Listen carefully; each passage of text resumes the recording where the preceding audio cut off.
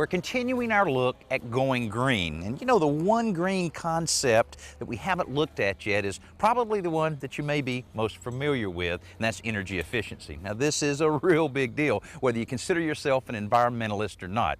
Now, this is the one that really hits us directly in the wallet. Now, that may sound a little mercenary, but let's face it, money often motivates us when nothing else will. Utility bills make up a good chunk of most household budgets, and anything you can do to shave it down a little bit puts money right back in your pocket. So, how do you do that? Well, it should be no surprise that we're going to talk about insulation here, because that's one of the best things you can do to preserve that energy that goes into making your home nice and comfortable.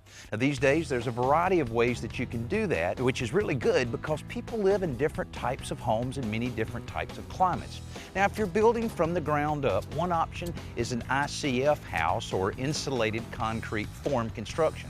Basically, the house is built of concrete, and the forms that support it while it's being poured are insulated panels which remain in place after the concrete is dry. Now, the result is an obviously very sturdy house with R values as much as 40 in all the exterior walls. And because the walls are solid, there's no chance of any draft here. Now, for more traditionally framed homes like this one, there's plenty of other options. The most common one is fiberglass, which can be installed in bats or blown into attic spaces. You might consider using a spray foam insulation because they expand to fill the cavities up when they're applied.